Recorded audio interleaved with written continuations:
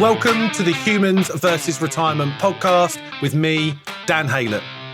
This show will help you navigate the intricate financial and non-financial landscape of retirement planning, investment and income strategies, and the human experience beyond the traditional work-life paradigm. Join me as I delve into the challenges, triumphs, and unexpected journeys individuals face as they transition into this new phase of life. From experts across many different areas to personal stories, we uncover the secrets, insights, and practical tips to empower you on your retirement journey. Whether you're just starting to consider retirement or already enjoying this chapter, this podcast is your guide to making the most out of this remarkable phase of life. Now, on to the show.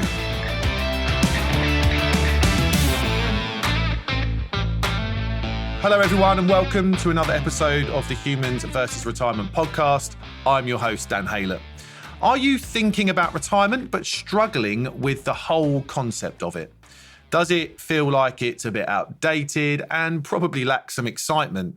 If that's the case, then how about reframing it to a graduation, which ultimately means a retirement of advancement, not retreat? Today's conversation is a real treat for you as I get to speak with the author of the book, Don't Retire, Graduate, Eric Brotman. Eric is the founder and CEO of BFG Financial Advisors, a large financial planning business in Baltimore, USA, that specialises in retirement planning. As well as writing his book, Eric hosts a podcast by the same name and is a regular contributor to Forbes.com and Sunday Morning TV in Baltimore. In this conversation, Eric and I discuss the concept of retirement as a graduation and the need to redefine retirement as an opportunity for growth and exploration. Eric highlights the significance of having an abundance mindset and being open to reinventing oneself in retirement. Crucially, Eric shares the 3 secrets to the happiest retirees: being debt-free, taking care of your health, and having a sense of purpose. I know you will get loads of value from this episode, so let's get straight to my conversation with Eric Brotman.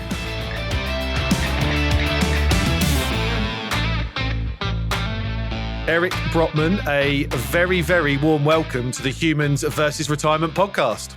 Dan, it's so much fun to be here. I'm ready and looking forward to our conversation. Yeah, I'm super pumped, Eric. I think we're cut from the same other side of the pond cloth in terms of what I've understood and researched about you, your journey. So I'm really, really excited to dig into this conversation because I think the audience is going to get so much out of your wisdom and knowledge. Your firm, BFG Financial Advisors, and your journey to get where you've got to. You've got a wonderful firm that's across, I think we said before we hit record, in the 30s states in the United States of America. And you've built a wonderful firm. And you've built other things beyond that, which we'll get onto in a second. But I'd love for you just to spend a bit of time talking about you and your journey and where you are right now.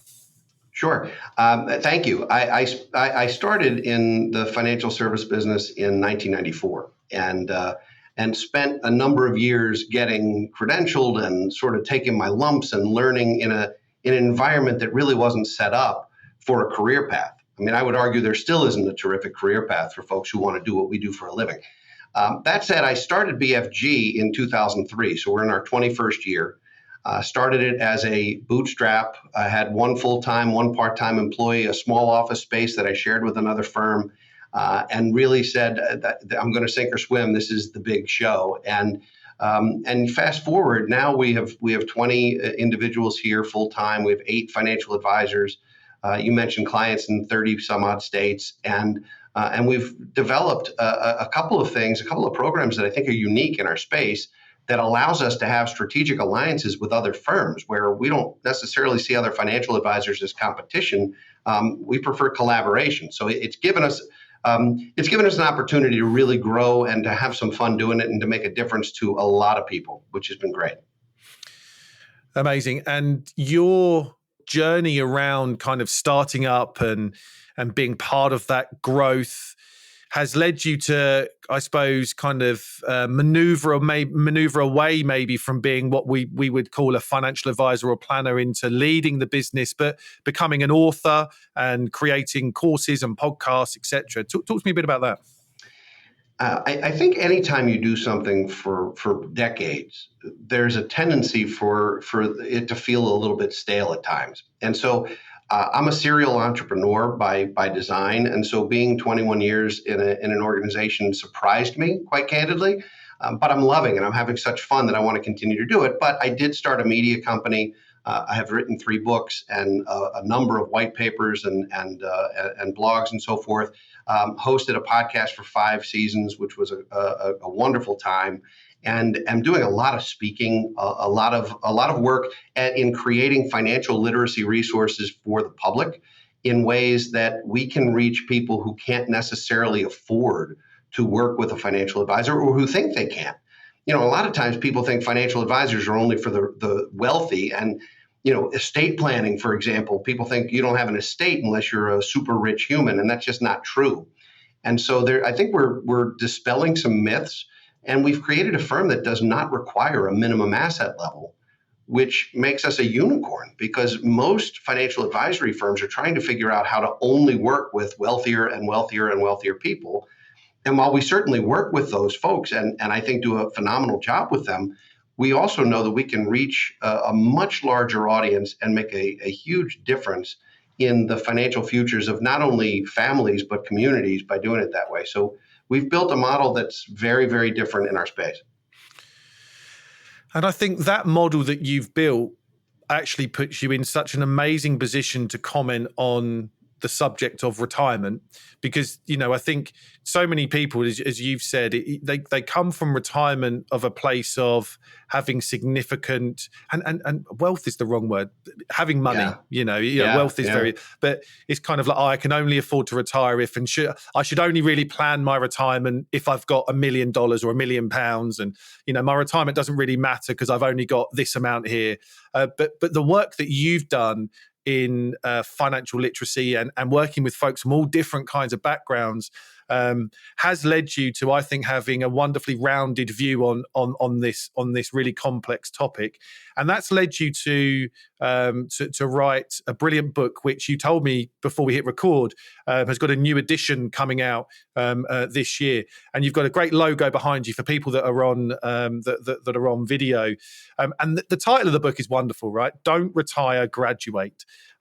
So what I'd love for you to kind of discuss and to talk about, and let's riff on about for a while, is that topic, redefining retirement as a graduation. I think both of us are on the same page when I say that retirement is an outdated concept and mindset. So talk me through what you mean by don't retire, graduate, by redefining retirement as a graduation, and how people planning for or just in retirement can start to think about and live by that mindset. I think retirement is an outdated concept, and I actually think it's a fate worse than death. And let me, before people say, "Oh my gosh, that's blasphemous," let me explain.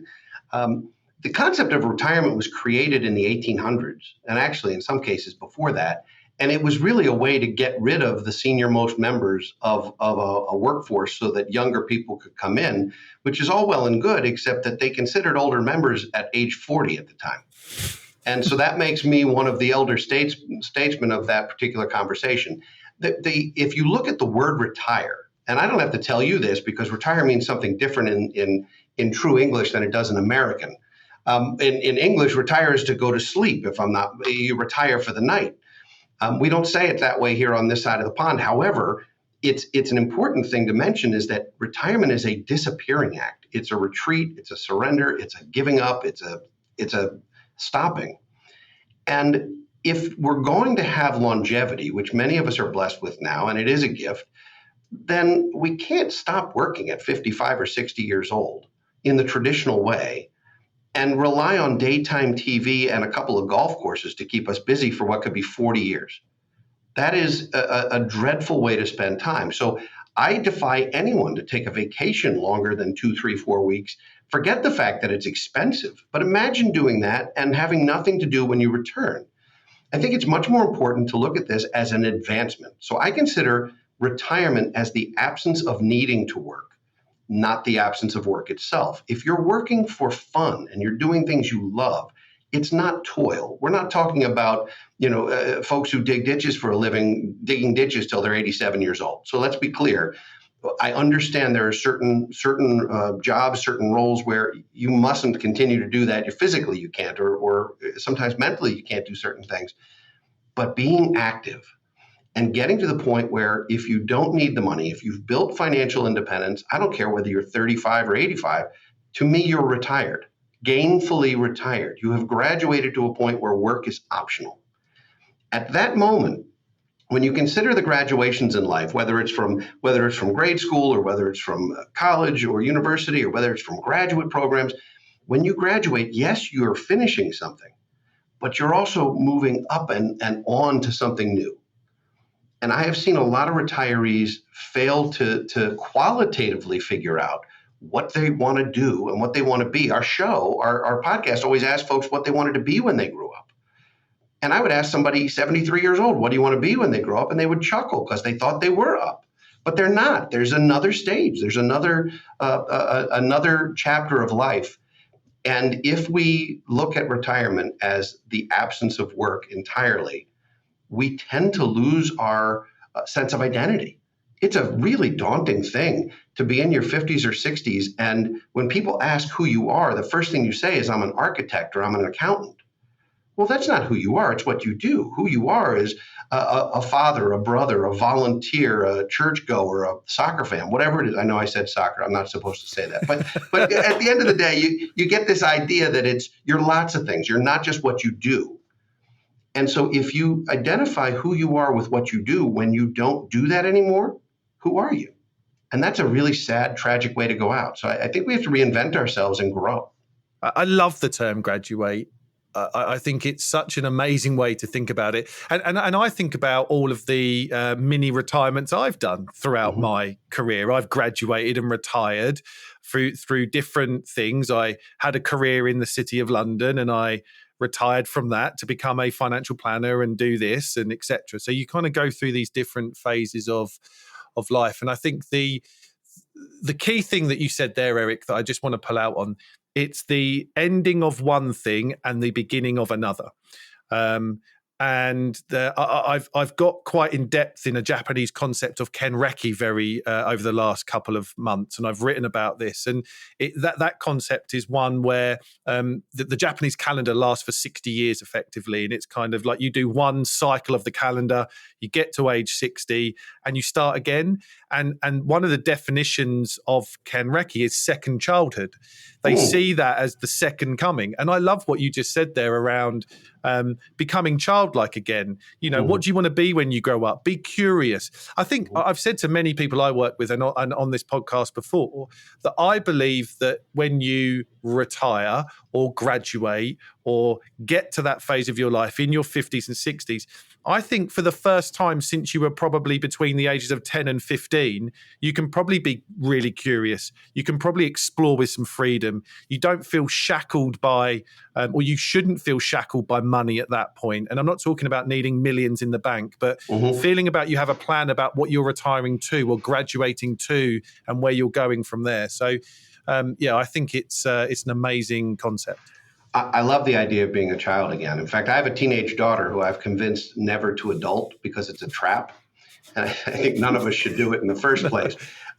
But you also said something that I think is, I think it's interesting to explore whether, in fact, all of us have the ability at 50 or 60 to be curious and to reinvent and to find these things. I think if you don't plan for that all along your working life, you can put yourself behind that 8 ball where you really are stuck. And so starting to plan for your retirement in your 20s is not necessarily planning to be a multimillionaire, but it's planning to provide for your own opportunity at financial freedom, whatever that looks like to you. And all families are different. The word wealth means different things to different people. But being independent, having that level of freedom where you have the ability to say, you know what, I'm going to take a sabbatical, or I'm going to take a different role, or I'm going to do some volunteering or mission work, or whatever's important to you. Or I'm going to take 6 months and find myself and then decide what I want to be when I grow up. Having the freedom and flexibility to do that is a gift, but it doesn't fall out of the sky. You have to plan for that for a very long time. And it's not linear, it's exponential. So you know as well as I do, and I don't believe retirement's a math problem, but there is math involved. And so for those of you who hate math, grin and bear it for 2 seconds. And that is that it is exponential. It's not a straight line to build wealth and to get to that freedom mark. It takes time, and it's more of a J. It's more of an exponential thing because of compounding interest. And so it takes money to make money. And the more you put away, the more that money can grow. The longer it can grow, the more likely you are to have that second childhood that you desire instead of feeling shackled. You used a great word, and no one wants to feel that. Do you think also that sitting alongside compounding interest, could there be kind of compounding mindset here? Could we start to think about, again, because like you said, I do believe that that people will find it very challenging to feel like they can be free. Their mindset might have been very different for quite a long time. They might have, been in a career or done something that has really suppressed their inner creativity to it, or whatever that looks like, or their dreams or ambitions, to a level that they find it very difficult to find it somewhere. It's gone so far down that I can't get it. So have you come across that, I suppose, where people find it really tough? And also, can we start compounding our mindset? Because I think it's very difficult to cliff edge anything, to go from something on the Friday to be something else on the Monday. We need multiple years to compound our financial wealth, and also we probably need multiple years to compound our human capabilities to take advantage of this time. Well, I love that you said it. You don't sort of have a cliff there. I think it is a metamorphosis. I think it is an evolution for all of us. I read a book recently called From Strength to Strength, and I'm embarrassed to say I don't remember the author's name, but it's a phenomenal book. And it talks about how as we move through our careers and our adulthood, what we trade on and what we rely on in our 20s and 30s changes as we reach our 40s, 50s, and beyond. And that is, in your 20s and 30s, it's all about an intelligence curve. It's how educated are you? How much do you know? How on the cutting edge are you? And what can you bring to an organization or a career that has you on literally the front lines of the most current thinking?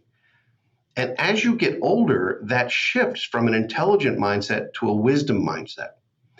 And so we have to work smarter, not harder, as we get older. Some of it's an energy issue. Some of it's an enthusiasm issue. But some of it is, let's play to our strengths. I mean, having an organization that's diverse means a lot of things to different people. But I do think having an organization or an entity that has significant generational diversity also brings an incredible wealth to the table, because for centuries, for eons, if you think about the villages all around the world, who had the biggest tent? The elders had the biggest tent. They were the wisest. They're the ones you went to when there was a really big problem that maybe they've seen before in their 70 or 80 or 90 years on Earth. We don't do that. And I can't speak for the UK, but in the US, we don't revere our elders. We put them out to pasture in a way that's tragic. And so I do think it's a mindset. I do think it's a metamorphosis, but I also think it's trading on wisdom. And in a perfect world, I can tell you in my career, I no longer, and I'm still in classes, I'm still learning, but I don't trade on my intelligence anymore. I do trade on my wisdom, and surrounding myself with people who are on the cutting edge of the intelligence curve has been a great combination, because I don't know about you, but I think clients, families who we support, want to know that they're getting the latest and greatest information and that someone's really knowledgeable, but they also want to know that someone's been there before and been through it and seen those battles and been through recessions and my gosh, pandemics and Y2K bubbles and whatever else it is. I think there's an incredible marriage between the two that can make a great combination. It's great great advice and great thoughts. I think it's so powerful what you just said. A couple of observations that the Ken Reki concept in Japan is one that I'll come back to, because that reveres older people. I mean, the society in Japan and the culture in Japan is that it treats its elders better than any other, and reveres its elders better than any other society in the world, I think, from what I've read. And also, what you said around wisdom, knowledge, experience, and then kind of intellect. One of the things that I try and get across to everybody I work with is that you have an abundance of knowledge and wisdom that society is crying out for. If you think that you can't give back to society, you are wrong. There are companies now that are crying out for knowledge to come in. They've got clever young people, but like you said, the mix of intellect, of up-to-date modern intellect and old head wisdom and knowledge is such a powerful one. And companies now want that more so than ever. They're not going, oh, by the way, you're 65. I'm not even going to interview you. If you want to give back, and it can be volunteering, I've got clients that go and mentor young individuals and help to kind of impart their wisdom. If you want to have purpose in your 50s, 60s, 70s and 80s, you have got more opportunity than ever to give back. And I think that's a mindset shift as well, for anyone to go through, to realize that you have got the stuff lying in your heart and your head to be able to be able to contribute significantly to society going forward. I agree with you entirely, and I do think it's important for us to recognize that you lose it if you don't use it too. I mean, some of this is if any muscle will atrophy, and I know a brain is not particularly a muscle per se, although I think if you don't use it, you do lose it. And that's true with social skills. It's true with EQ and IQ. It's true of everything we do in life. And I think it's important to stay honed. There are websites. You go to LinkedIn and you try and network professionally. And I've often joked that if I see anybody whose profile says, Jane Smith retired, and that's all it says, it's like, oh, I've got to click on her. I can't wait to meet her. She sounds dynamic. She might as well say deceased, Dan. Yeah. Yeah. How about volunteer, cheese lover, whatever in the world, anything, but not just retired, because it means game over. Yeah. One thing I get a few people to do is I get them to design and draw their own business card. So I'm like, what would go on your business? If someone come up to you in a barbecue and said, like, what do you do? As you said about 15 minutes ago, most people, a modern day 56-year-old probably doesn't want to say, oh, I'm retired. Mm-hmm. What would be on that? Would it be full-time granddad? Would it be full-time grandma? Would it be trying to play the top 100 golf courses in the world? Would it be volunteer at the local food bank? Would it be expert dog walker? Would it be, whatever it, be creative, have 2 or 3 of them, have an answer for that question. And give yourself, I think identity is the right thing, as you said. I do see a bit of an identity crisis. And I'm a big believer when you step into a post full-time work world, when you start to step back, you've got an opportunity to create multiple identities. You don't have to have one anymore. On a Monday and a Friday, you can be granddad or grandma. Mm-hmm. On a Tuesday and Wednesday, you can be trying to lower my handicap. You can have these different things that you want to try and explore. And I think it's really, really vital that you create and work on those identities actually before you lose the one that's given you such purpose over the last, so many years. It's funny, I just attended a major financial conference on the West Coast of the U.S. and was gathering with contemporaries of mine in our 50s. And what I found was that there are an enormous amount of programs available to younger people. It's called G2, this second generation, the succession plan, the second generation. And there's lots of resources for the older guard, the 50-plus guard. But the information available to us is all about logistics. How do you monetize a business? How do you transfer ownership? How do you do the? None of it's about the emotional piece of it now. And in these discussions, I found that I wasn't alone. I actually thought I was the only one going through this crisis. The idea of moving on from being a client-facing financial advisor to a CEO and a business developer and a visionary is something I've dreamt of for 20 years, and it's basically here. It's very close. And now I'm having a crisis with it because I'm like, well, wait a minute. Did I lose my day job, or did I gain that next level? Did I graduate? And I'm not alone. A lot of folks are going through the same thing. And in fact, I encouraged this financial institution to put together study groups or retreats or something around the emotional and psychological factors of being G1, the first generation of a firm, because none of us, we're all grappling with the same stuff, and none of us knew that we weren't alone. And I think it's nice to be able to speak with kindred spirits about that. Mm.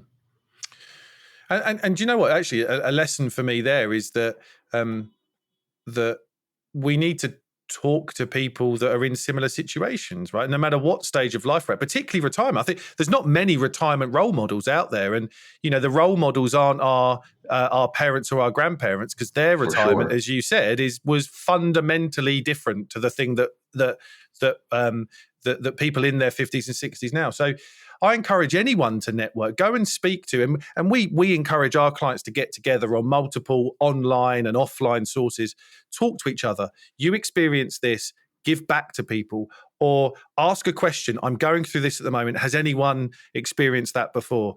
And you'll find that you're not alone, and you can have wonderful conversations and help other people, and you can get help from other people if we just open up and talk about these phases in life and what we're going through. If you're willing to be authentic and vulnerable, growth opportunity is immense there. If you're not, you're really going to suffer in silence. I think in a lot of ways, I think it makes sense to share that. We're going through a lot of the same stuff, and the world is a complicated place, and it does feel like, and forgive the term, but sometimes financial advising feels like a young man's game, except that the average financial advisor is like 59 years old.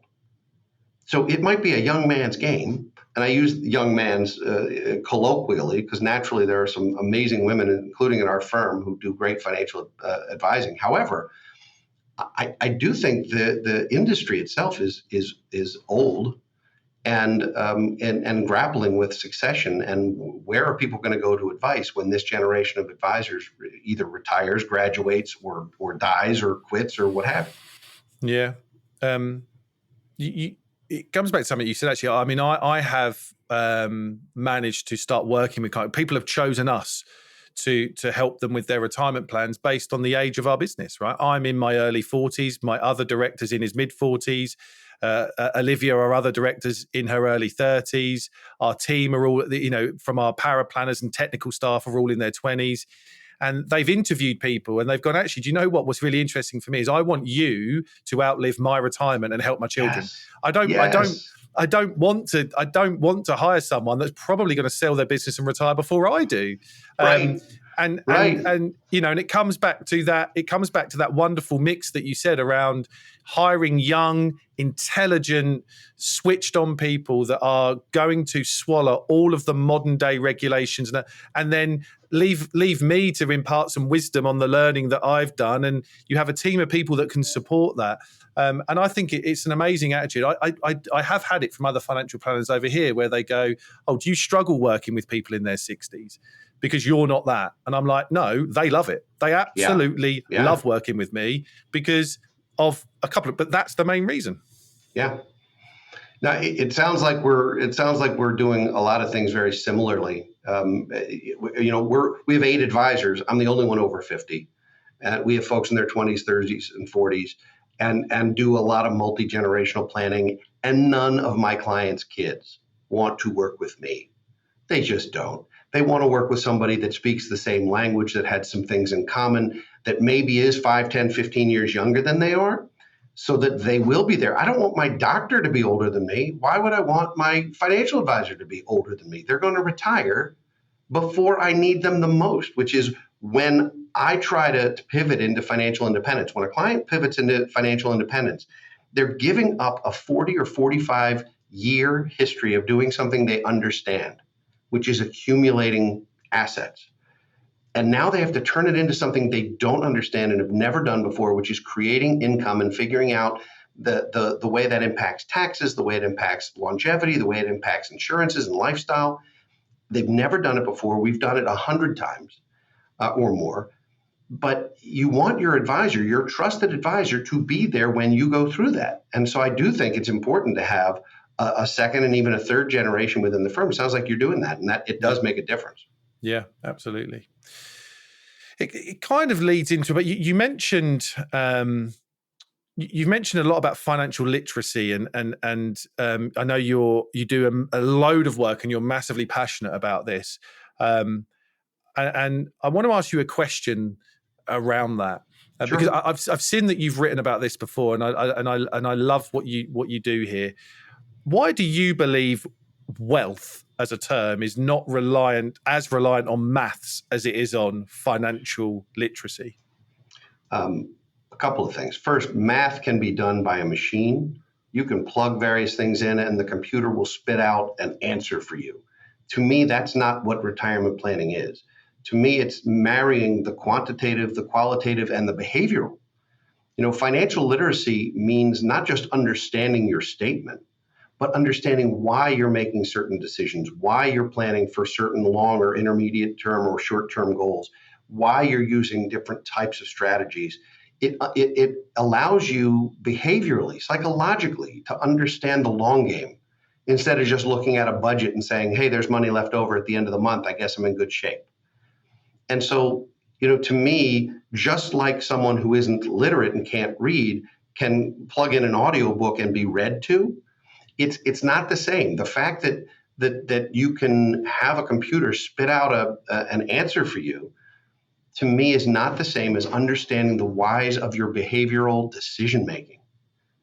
And it's being financially literate allows you to look at, for example, a job offer, an employee benefits book, a financial aid offer for your child. I mean, all of the different decisions that we make, so many of them revolve around financial decisions.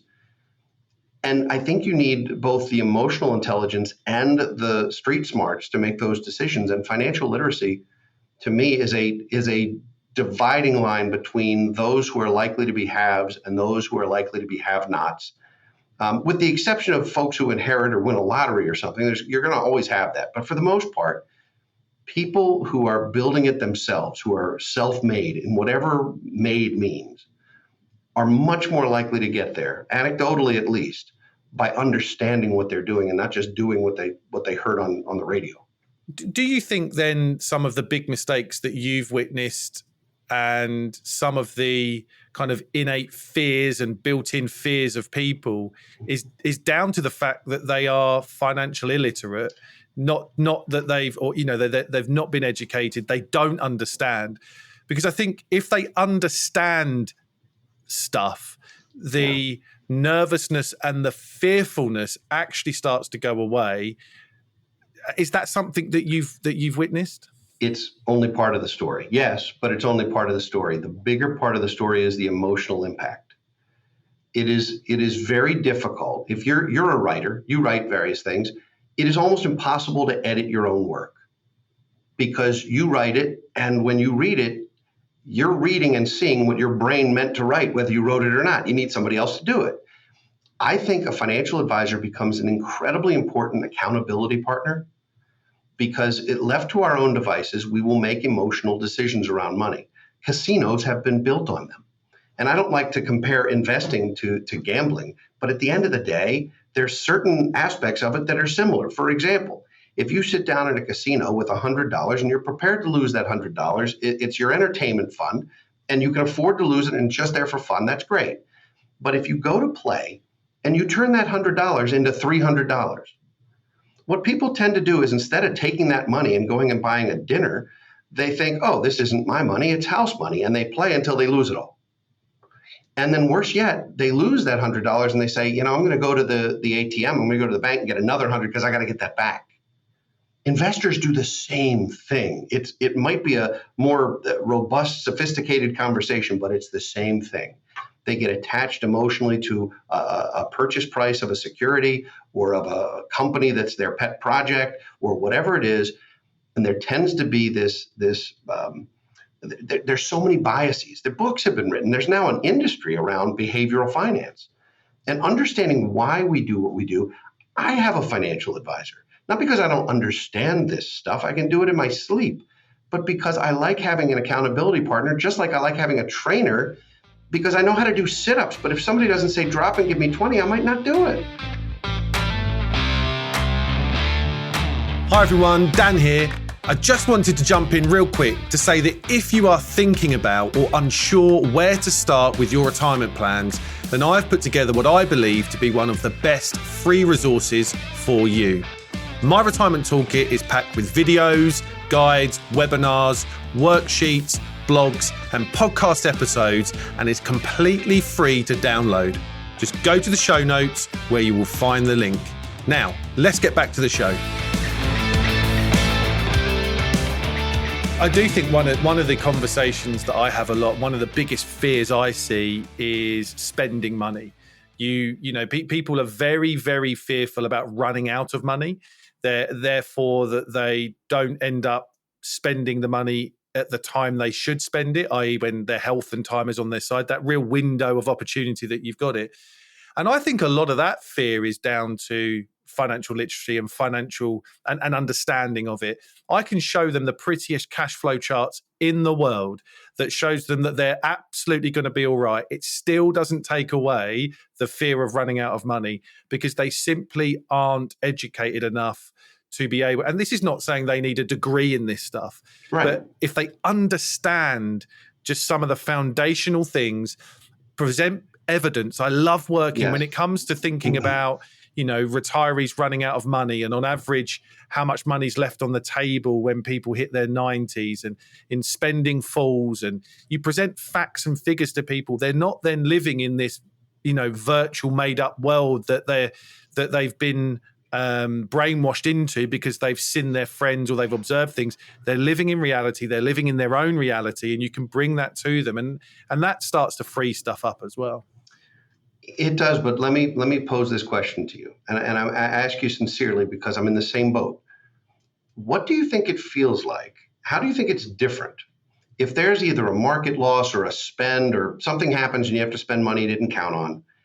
How psychologically different do you think it is when you're working and can go make more versus when you're not working and maybe it feels like your resources are finite?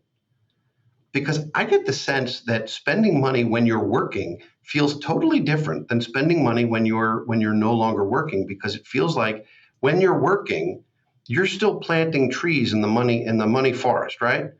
That you've got a grove, you're planting new trees, it's yielding new fruit. When you're no longer working, no longer receiving a paycheck, at least in the traditional way, what you've got is an orchard here, and you can pick the fruit forever, and new fruit will come every year if you do it right. But if you start chopping branches off, you will have less and less and less fruit by definition. And I imagine, I'm asking you, don't you think that that's a legitimate, scary experience that we haven't personally felt yet, so maybe we can't identify with it quite as much?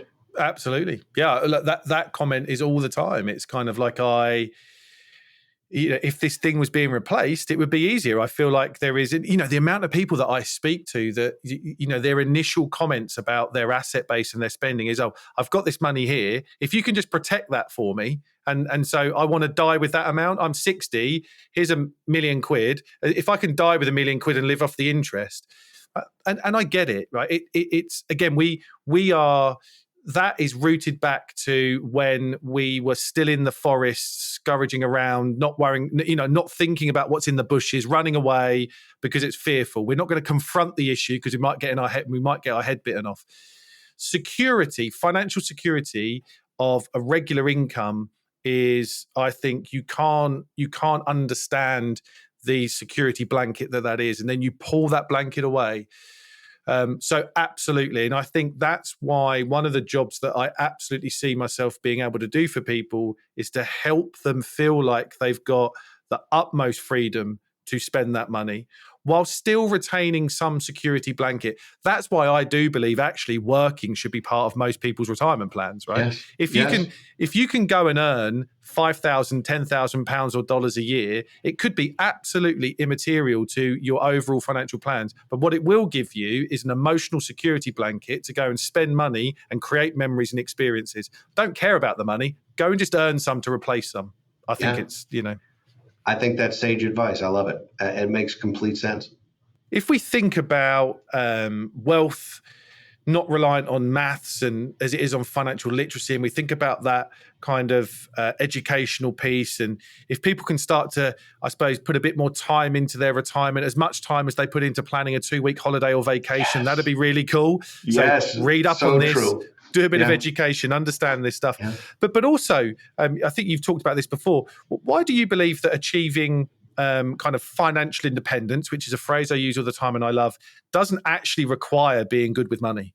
Well, sometimes if you're just if you have an abundant mindset and you've been not just a high earner but a good saver, you can outsource to a financial advisor or institution to be good with money on your behalf. You can hire somebody to be good with your money. I think that creates accountability partners, but I also think it's important to understand what they're doing. First of all, you want to make sure you're not being taken advantage of. So it helps to be able to root out the bad actors. But assuming you find a reputable, reliable person to help you take care of that, if your financial advisor tells you need to put away £50,000 a year, and you do that, and they handle the details and you can reach financial independence without having a clue what you're doing, as long as you're able to meet that threshold and you're in regular communication. So I don't think becoming financially independent requires you to know what you're doing.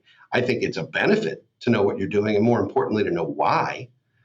I think I understand how certain things work, but I'm not going to do them myself. For example, if I go to the dentist and I need a root canal, I want to know that my dentist really understands it. I'm not performing it on myself. I'm going to say, all right, I have somebody who's a professional who knows how to do this and can handle this for me. I understand what I'm doing, but I'd really like to understand why. Like, what is the benefit of this action? And then here's the person I'm going to entrust to take that action for me. I think financial advisors are that to a great degree. People can do this themselves. I tell every single client, everyone I speak to, that we're not neuroscientists. We're not surgeons. There's nothing we do, Dan, and I don't want to demystify this too much, but there's nothing we do that people can't do for themselves. Absolutely. They just don't or don't want to. Either they don't know how, or they're afraid of it, or they would prefer to do it with somebody else, or they just don't. That's not how they want to spend their time. And I think we can provide an incredible outcomes for people who are willing to entrust us with that, and it's a privilege to do it every day. But there's nothing we do that people can't do themselves. They just have to decide that they would rather entrust that. I can mow my own lawn. I don't. I know how to do it. I've done it before. I did it a lot as a kid, trying to make $10 at a time. But I don't. That's not how I want to spend my time. I would rather have somebody else do that, so I can spend my time doing something that's more impactful, meaningful, for me. And I think personal finance is very similar. Yeah, I interviewed the brilliant Dr. Daniel Crosby really early on in the podcast. He's a good friend, and I love his books. And he said something really profound. And we talked about how money can make you happy, and we're going to get onto happiness in a minute. But one of the things that he said is that if you spend your money on things that take away anxiety and suck up your time, spend your money on that and spend. Mm-hmm. So if you think about that, I'm the same. I talk about washing my car, right? I could wash my car, but I choose not to because it just bores me to tears and it sucks up my time. So it's the best £10 that I spend. Right.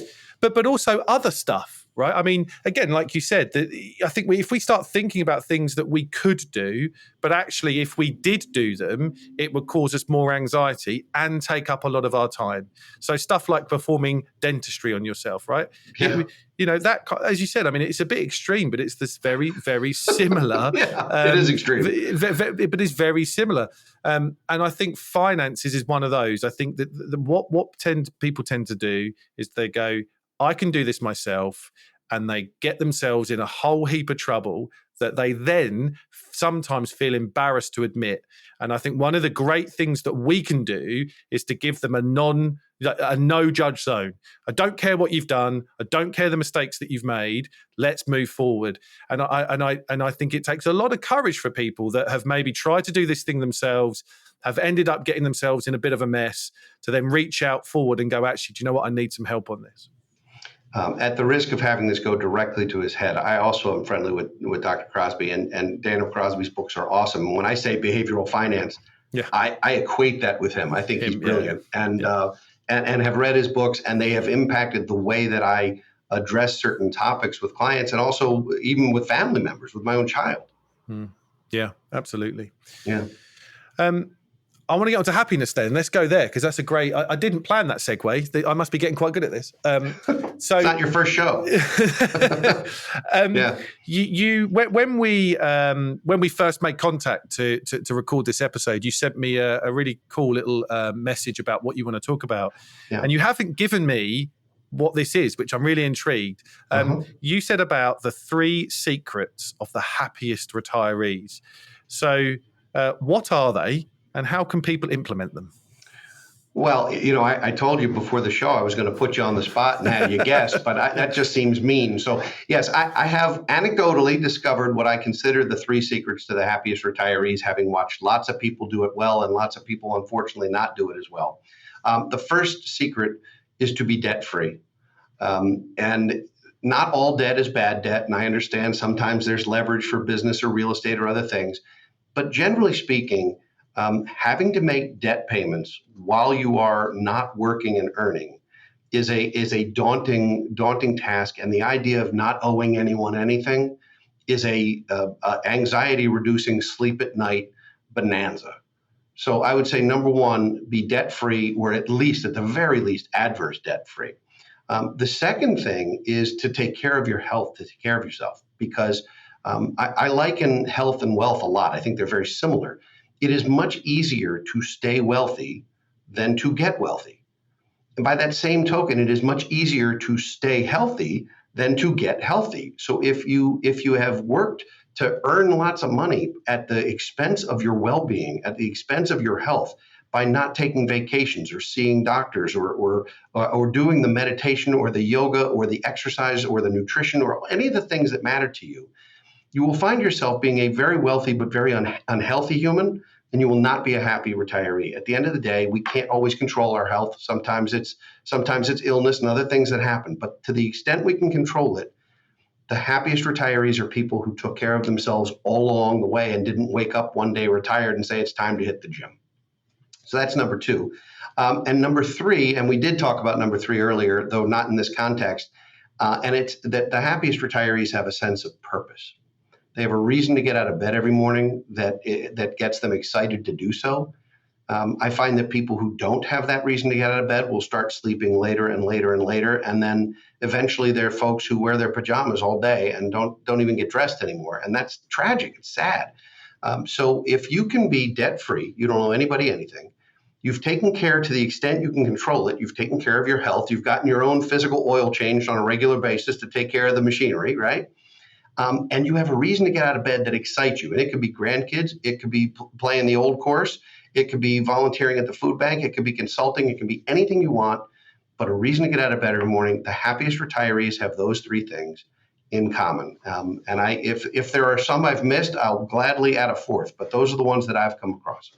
I absolutely concur 100% with that. The thing about debt's interesting, isn't it? Because you get that. I have the conversation quite a lot. There's many retirees that I start to work with that have no debt, right? They've done a great job already and they understand, but there's many that still carry debt in, and they almost want. We come back to what you said earlier on, and I've sketched about this and talked about this a lot. That retirement is more of a human problem than it is a math problem, right?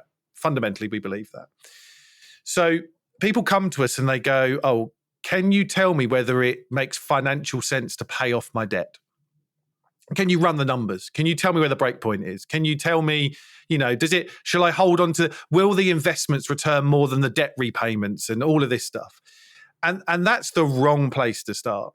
the right place to start, in my opinion, is how do you feel about having debt? And does that debt provide you with some sort of weight around your neck or on your shoulders? And if it does, I don't care what the numbers say. This is not a financial equation to solve. This is a human problem to get over.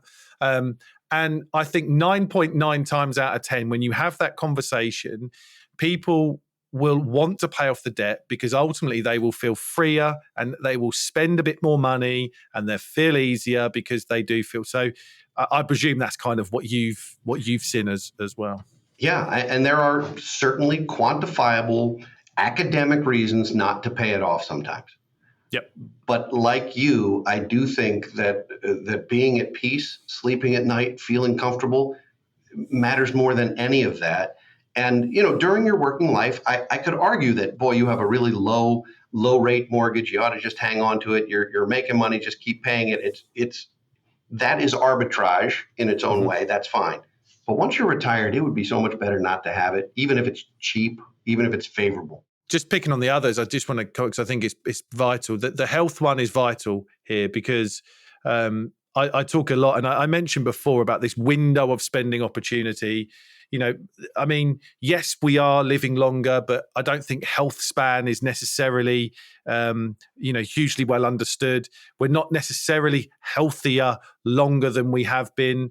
Modern medicine keeps us alive longer. And I know there's lots of different things that are reversing aging and we might be healthier longer. But for the most part, we are going to fundamentally be healthier in our 60s than we are in our 70s, than we are in our 80s, than we are in our 90s. That's right. So having good health and having the ability to take advantage of good health and front loading some of those plans that you have, I think is really, really a really fundamental part of planning.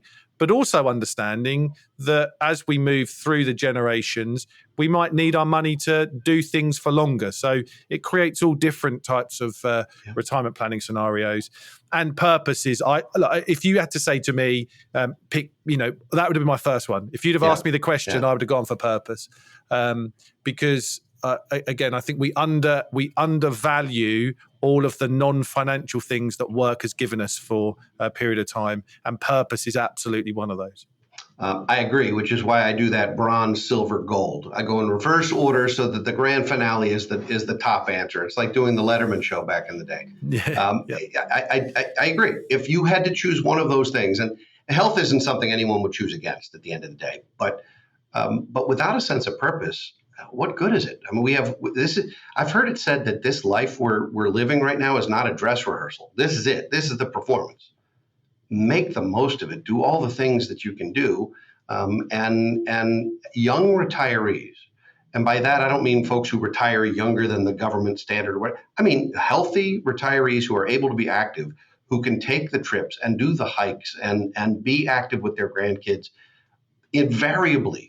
Invariably will spend a little more money during those years, but will be so thoroughly happy that it's worth it, because then there's a gap. There's years between, and I know you know this, but there's years between the really active years and potentially the late sort of unfortunate sick kind of years where you really don't do as much and you don't spend as much money. You're not buying new clothes for your trip to wherever. I mean, you're just not doing it. And so the things retirees spend money on, I find that the inflation rate, and I have not seen this published anywhere, maybe it exists, that the inflation rate for retirees is higher than the inflation rate for everybody else. And the reason for that is that the things retirees spend money on are not inflating like bread, milk, and gasoline, which inflate enough anyway. But think about it. You're talking about healthy people are using it for leisure and entertainment. Well, that grows by more than the CPI, right? If you're not healthy, it's medical care, it's healthcare costs. Well, we know those are spiraling in lots of ways. And if you have enough abundance, sometimes you're also helping grandkids with education because the parents can't afford to do it. So if you think that the things you're spending the most money on in retirement are leisure and entertainment, medical care and education, then we have to factor in a higher inflation rate after your working years than during your working years in order to do a good job, I think. there's two observations before I kind of on that. Before I want to ask you one last question before we wrap up. But the Sure. one observation is that all three of those secrets to a happy retirement have nothing to necessarily do with money. Maybe the debt one, but we're not really talking about money there. We're talking about health and purpose, and I think debt is around kind of a freedom type thing that comes about. Yeah. And number two is that to do this requires planning and intention as well, right? So, yes. like you said, you don't just wake up and go, "All right, I'm going to be debt free. I'm going to go to the gym, and I've found my purpose." This will take some time and some thought and some uncomfortable conversations with your spouse or partner, and some uncomfortable conversations with other people to get this right. Yeah, there's an entire section of my book that at the end talks about the decisions you have to make the couple of years before you retire. And a lot of them have to do with what you want to be when you grow up and how are you going to find that sense. I don't think you wake up one day and you have it. Even think about it. When you're trying to grow your career, we all instinctively know that we have to build our network. If you want to be an engineer, you need to grow your network in the engineering community to get a job and to know the right people there. Well, if in retirement you're planning to either do consulting or you're planning to work at the food bank, it's better not to wake up one day and go, all right, now where's the food bank? It's better to already have been a volunteer, already know the people and be able to go deeper in it and find your real calling there rather than just showing up day one and saying, now what? Yeah. Again, you said, but sage advice is like, it's just, that is such a fundamental part of the shift that I think people need to do. It's the mindset around planning and intention and making it happen for yourself is so vital. Eric, this has been such a brilliant conversation. I've made so many notes and gleaned so much from it. And I know the audience will do so too. One final question. What does financial freedom look like to Eric Brotman? Well, I can answer that question in two different ways, which is cheating, I realize, but I'm going to do that anyway because you asked me. I get to do that. Well, thank you. I appreciate that. On the one hand, financial freedom quantitatively, what it means to me is it means I have a level of abundance where I never have to think about the possibility of running out of money and I can continue to do whatever I want to do within reason. I'm not buying private jets, but within reason I can live the way I live now, indefinitely without worrying about it. That's the quantitative answer. Qualitatively, it's figuring out a way to use the abundance that I'm blessed with to really make a difference in our community, in our industry, in my family, in our world. And figuring out what that looks like is going to take time. And when you're busy and you're working 50, 60 hours a week, you don't really have time to sit and ponder that. So as I'm shifting a little bit now, I'm working fewer hours than I had. I still feel like it's full time, but I'm working fewer hours than I had. And it allows me to have some time to start to conjure up what that's going to look like. And so I would say, Dan, check back with me in 5 years. I think I'll have a better answer on the qualitative side. The quantitative side is very easy for me. It's what I do for a living and I get it. The qualitative side, I don't know yet. And that's the best answer I can give you is I don't know what I want to be when I grow up yet. And I'm actively trying to figure it out. And that's okay, right? We don't have to know the answers. Well, that's good because I don't. But the lesson there for people is that don't feel like you need all the answers written down. Right. You can go on a journey and explore and see what happens. Yeah, I mean I am discovering more about myself. I'm getting to know myself better than ever in my life because I'm allowing myself not just the time but the desire. I mean, I'm acting on the desire to do it. I'm getting to know myself in a different way, and so far so good. I mean, it's a metamorphosis. It's a journey. Eric, this has been, as I said, such a great conversation. I encourage everyone to go and get Eric's book. I'm going to put links in the show notes to the old version, or the old edition, but the new edition's coming out. So later this year, second edition later this year. So we'll do that. You've got some great podcast episodes that talk about this stuff in more detail. So all of those links will be on there for people to check out. So look, again, just leaves me to say a massive, massive thank you for joining us today. It's been such a great conversation. It's been a ton of fun. I knew it would be, and it was a pleasure being here. Thank you. Thanks, Eric. And that just leaves me to say thank you to everybody once again for joining us on the Humans versus Retirement podcast. Until next time, you take care. Thanks for tuning in to the Humans versus Retirement podcast. I hope this show will arm you with insights, strategies, and a newfound excitement for navigating life beyond the 9-to-5 grind. Remember, retirement isn't just an endpoint, it's a vibrant chapter brimming with opportunities for growth, adventure, and purpose. Keep exploring, stay curious, and embrace the next phase of your life with enthusiasm. Until next time, may your retirement dreams continue to flourish and inspire.